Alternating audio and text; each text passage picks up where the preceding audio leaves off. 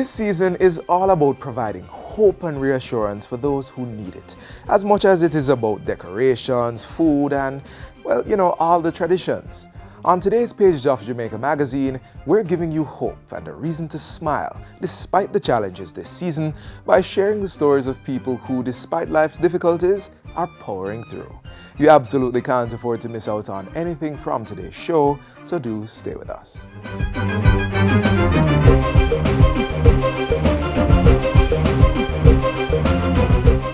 We are children and we have rights. We have a right to be protected, provided for, and included. Don't beat me up, don't belittle me, and please don't molest me. I am under 13. I should not be working for a living.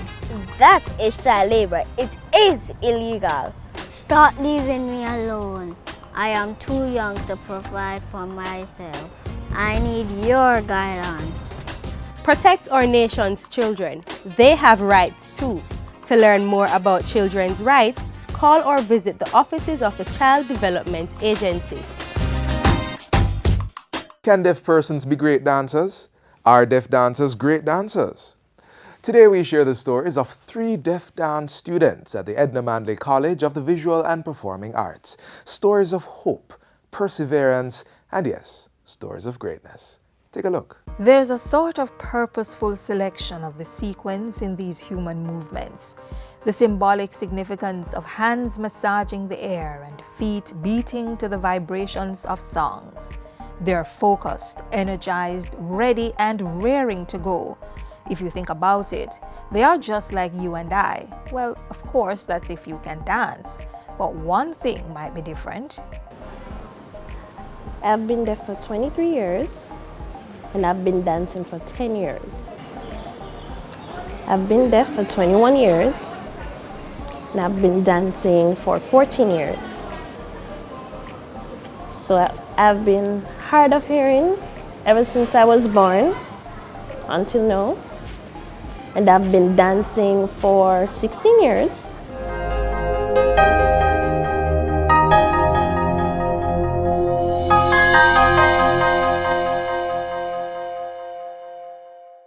Yes, persons like Christoph, Kimberly, and Damani dance. And despite nature's act of removing a seemingly valuable aspect of their senses, these 3 are pursuing a certificate in dance at the Edna Manley College of the Visual and Performing Arts, but not without some challenges. Well, my experience here at first, when the 3 of us just arrived, were a bit awkward in terms of communicating. But then we were able to learn from each other, learning from the hearing students, and we were able to, we had issues as well with the rhythm, keeping up with the rhythm at all times, but then we were eventually able to catch up and we started to improve gradually. So for me, my main issue is timing. So I try to work along closely with the other students in the class and the teacher as well. And then eventually I'm able to catch up with the timing in terms of the music. So my challenge during class, it's really to ensure that my body is moving with the timing and the music. Deaf dancers do move on the beat and in one accord with the rhythm, but the surprising element in this for most persons is just how are they able to, or even why did they choose dance? I hear a little of the music and I can feel the vibration on the floor as well. So it's not that bad for me. So I use that method throughout. With his sense of touch heightened through his loss of hearing, Damani can interpret the music through the vibrations he feels. Deaf dancers are visual learners, so for them, their instructors sign the moves or the counts. While other dancers are busy remembering the details of the moves, those like Damani, Kimberly, and Christoph are counting, keeping time, and watching keenly what their hearing peers are doing so they can interpret the steps.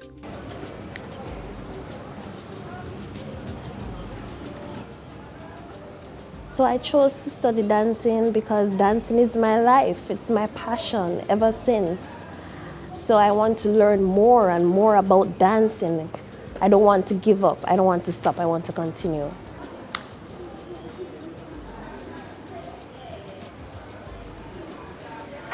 Because my goal is to become a dancer in the future. So when I'm finished at Endemani College, I want to become a dancer and I want to perform around the world.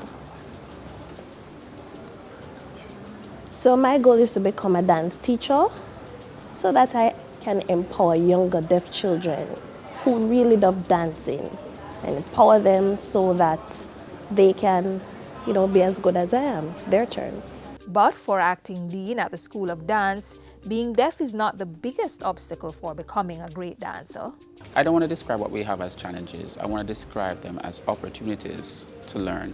But fundamental to dance is the ability to demonstrate and for the dancer to use their eyes and observe and learn the experience in a visual way and then demonstrate what it is that they have been taught.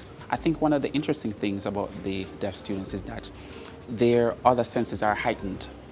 And so they're able to access the information in other ways and quite differently from the hearing students. So it's very interesting to see the learning dynamics, but the end result and the objective or the learning outcome of the experience are still achieved.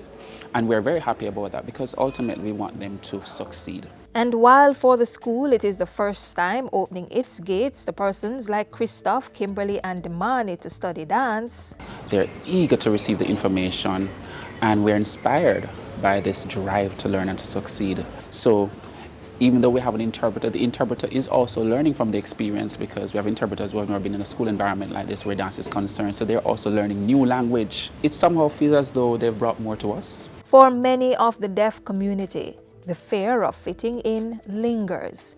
But for Christoph, Kimberly and Damani, dancing is passion-driven and determination-ruled. Well, I hope that what we have done here at the Endemani College in terms of opening our doors to 3 deaf students will encourage others and inspire them to go after their dreams.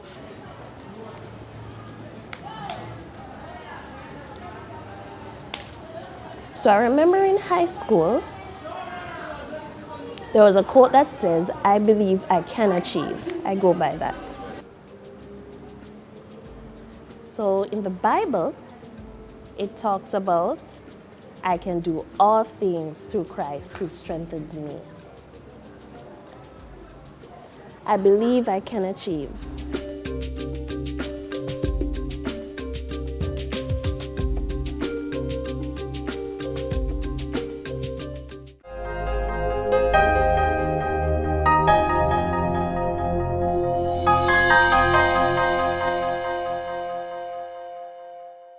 Mommy, Yes, Zoe? can we read this book? It will only take 10 minutes. Sure, sit down. Every spring, Madame Angel Wing arranges. Do you have 10 minutes? Read with your child today. Reading with your children for just 10 minutes each day helps develop their language and listening skills, stimulates their imagination, and expands their understanding of the world. So, start reading with your child today.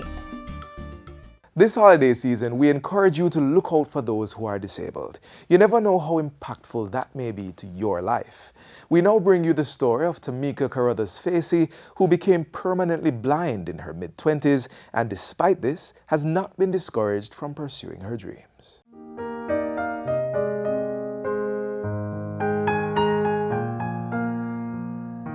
Well, Tamika, thank you for taking the time to talk with us.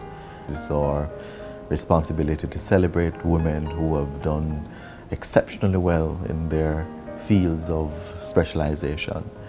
And we just want to find out a little bit more about your story and how did you get started in the profession? It has started when I got blind, 11 years ago. I got blind from a wrong medication while I was studying nursing. Did you feel angry at any point when you discovered that you would not have been able to see again? Angry? Yes. When I was just getting blind, because I went blind within 19 days. And I remember they had to strap me to a bed. because I was trying to run out of the hospital saying, I don't want to be blind, I don't want to be blind. At the time, persons thought that blindness is the end of the world. But I was already a mother. And for me to just take this like this and take it lightly, it wasn't my thing, because I'm a fighter. I got myself rehabilitated, learning how to use a computer again without sight. Right. Within 3 months, I learned that at Society for the Blind. I learned how to use my cane. I was already a student at heart before, as a chef. Yes. So there was my next resort, to call them up and say that I'm blind. And I need them now to tell me of a profession that suits me. And they told me about massage. So when I heard that I can now be a massage therapist, I was elated. So the transition between nursing and becoming a massage therapist, how did you make that kind of transition, and how did you feel about making the transition? Well, it was great expectations, because then I'd have to have subjects. First, I have to have 3 CXEs. That's what they require. So I went ahead and I did CXEs, 7 of them. Absolutely. In which I got 1s and 2. Yes. And then I started the massage course. It was 2 years. It was very challenging because we have to get reader writers, because now I cannot read for myself. But from the day I started practical, wow. That was the life-changing moment for you. Yes, I know now that I can now use my hands and at my sight. Everything just came to me natural. Yes. It's like this was my destiny. Yes, I was sad about the blindness, but tell you, sometimes I forgot because the way I moved, I forget that I'm blind sometimes. Yes. Looking back in your mind's eye, do you believe that this is where you should have been, given the situation of the wrong medication and that whatever else that you chose on the other path in terms of the culinary arts, it would not have been as successful as being a massage therapist? I don't want to question nature and said, why me? Why not me?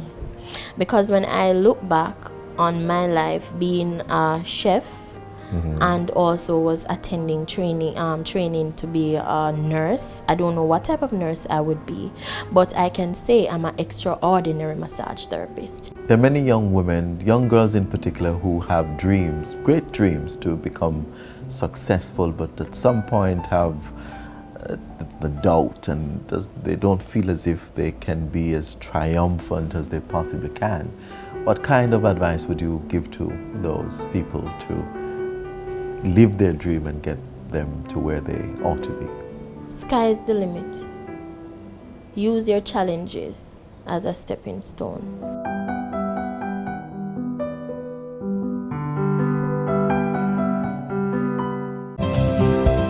Record-breaking employment. Concrete action in protecting the environment. Major infrastructural advancements. Accelerated developments in housing. Join us on Tuesday, January 8th for a review of the major achievements in the Ministry of Economic Growth and Job Creation, right here on this station.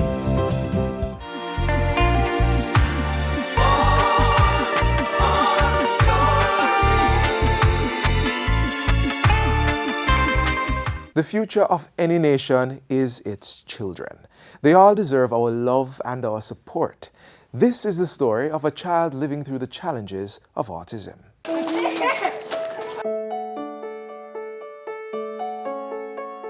Slide. Slide. 1, 2, 3, go! Woo! Good job. Let's go into the play out, all right? When she was about 6 months, I realized that she wasn't sitting up. She wasn't creeping. She wasn't making any attempts like that.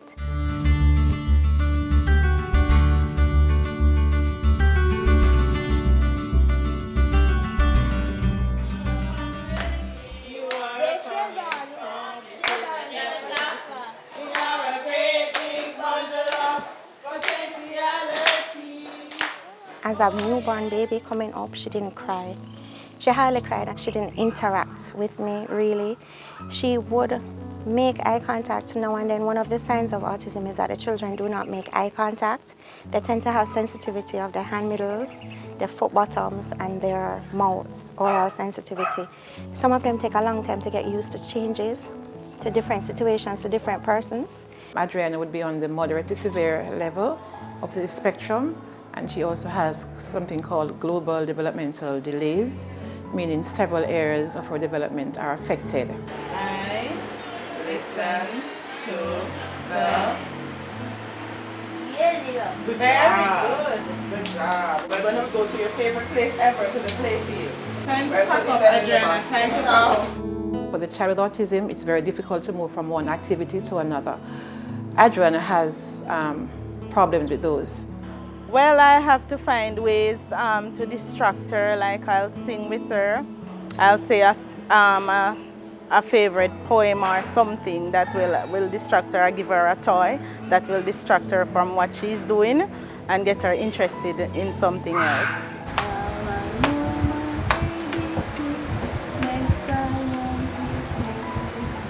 Come, wait for your shoes. We have to put on your shoes to go to the play field.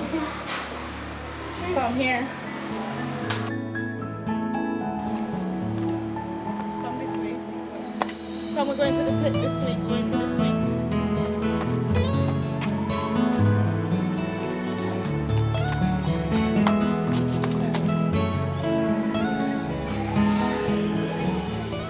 She likes to be actually free in her environment, and so any opportunity given, she'll be running away. And as such, the shadow is very, very important in her life in order to help her to know danger and to keep her on focus. I've been a shadow for Adriana since September 2013. I help her with her academics, self-help skills, social skills.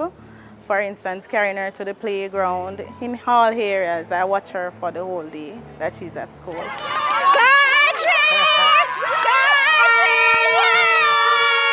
She won 2 of her events in sports that just gone, and she got 2 gold medals for that. She did a flat race, 25 meter. She won that race, and we had obstacle race, and she won that race also. Sometimes it's a happy journey, sometimes it feels easy, sometimes it feels overwhelming, like you just can't go another day, you know. But at the end of the day, as long as there's love for her, then you can find a strength. Adriana has a little sister who is like her big little sister.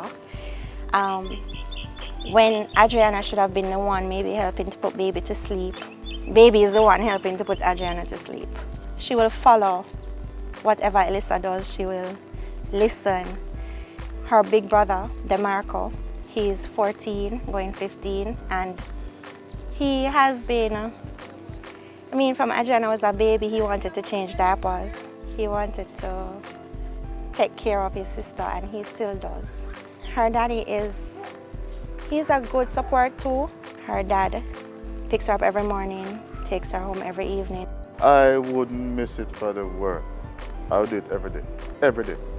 If that child is a part of you, whichever way life turns, whichever way things turn, be there for your child. Were it not for you, that child wouldn't be here. And if every father would do the same, just be there for your child. That's the basic law of humanity.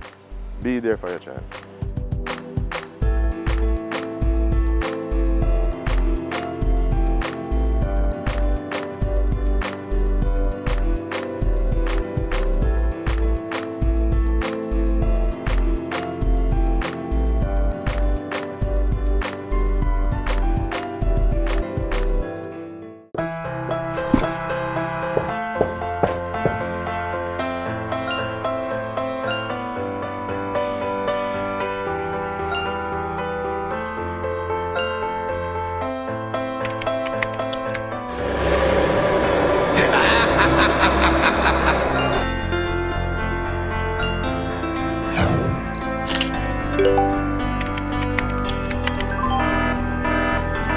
Did you know that in a recent survey done by the OCA in schools across Jamaica, 43% of the students received inappropriate messages from strangers? The OCA wants you to be smart online. Never speak to persons you don't know. Parents, encourage your children to be social but be smart. This message was brought to you by the Office of the Children's Advocate with support from UNICEF.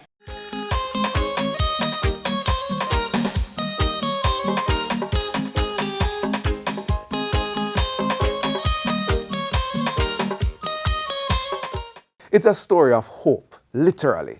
Two blind persons share their stories of how the JUTC gives hope to those traveling the roadways, but without sight. See for yourself. From the fingers of political activist Helen Keller came this oft-repeated statement: the worst thing is to be born sighted but lack vision. Among our people are many whose sight is impaired, making it more challenging to navigate the roads of our ever-changing national space. Over a decade ago, the state-owned bus company had the vision to recognize their need for a public transport system that is accommodating of all Jamaicans.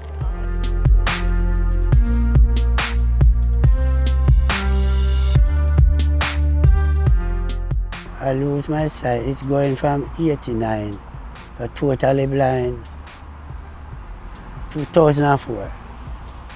89 when I check my sight,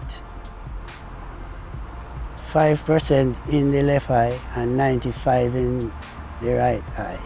Everything goes 2004. Well, 2004, I was fretting on it. I hear about Society for the Blind and Mrs. Wallace, who do the training, who train us to take the bus. Train us to go to transport center, walk on the road, walk between light posts, walk on the sidewalk. I prefer to take the JUTC.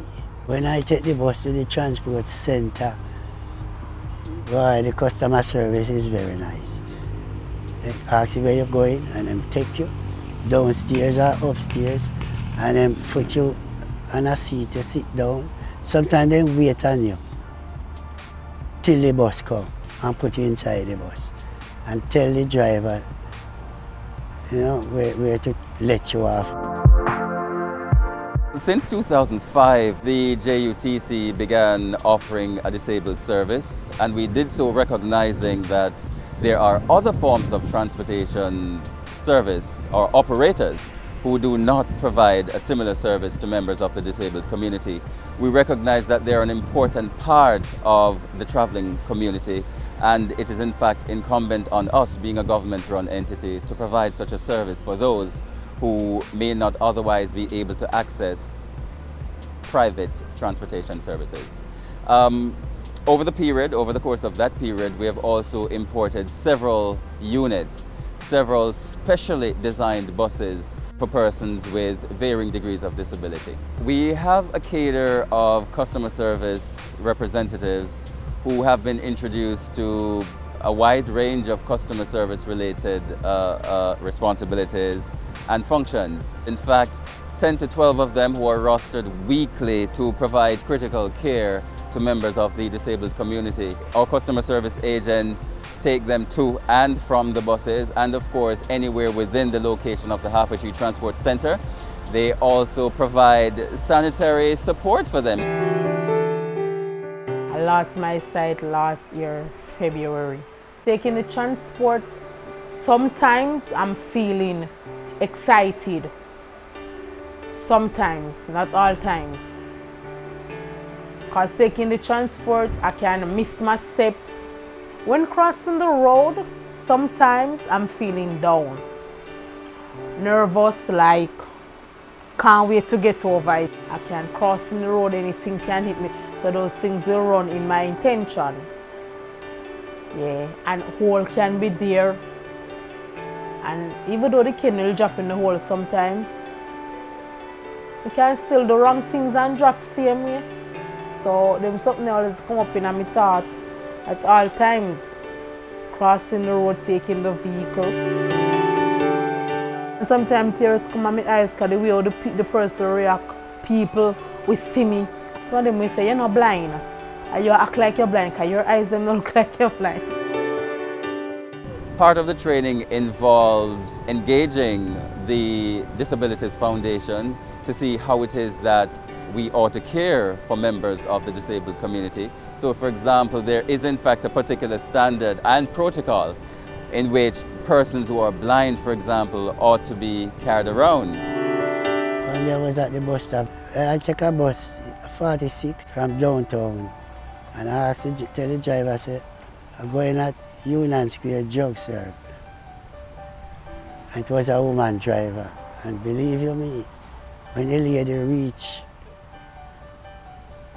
Jug Serve, she stopped the bus on the left side there and come out of the driver's seat and take me across the road right to the Jug Serve. I was so pleased, man. You have some nice driver. The visually impaired individual is firstly someone with basic human rights, those shared by every other Jamaican. And while a disability-friendly transport system may not be on the list of basic human rights, as the JUTC recognizes, it is a critical part of ensuring that Jamaica is truly a place where everyone of every ability can live, work, raise families, and do business.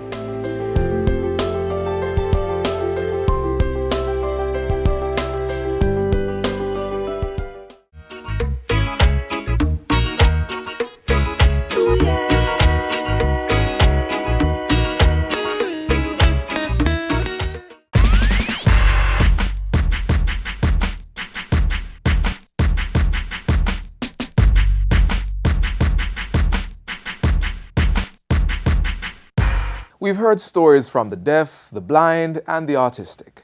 They all have one thing in common: a hope for a brighter future. Today we want to bring you some ways to stay hopeful. First of all, treat each day like a precious gift by simply being grateful for everything, including the small things in life, and try to find the beauty in every situation. Be kind to yourself and be kind to others. So today, go ahead and hold the door open for somebody or give a sincere compliment to your coworker. These acts of random kindness can help in bringing about hopeful feelings. And also try to make a difference in the lives of others. If you have a special skill, you can think about sharing it through volunteerism. Keep the hope in you alive and help us all to make our country the place of choice to live.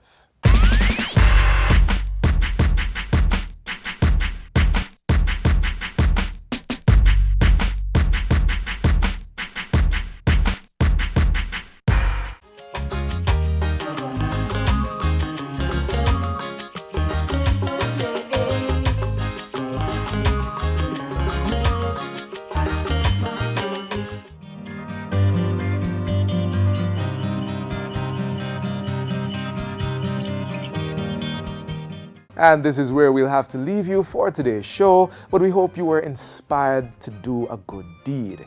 If you missed anything from this show, you can watch it all again on our website or our YouTube page. And don't forget to keep up with us via our Facebook, Instagram, or Twitter pages. On behalf of the entire production team, I'm Theodore Henry. Do take care.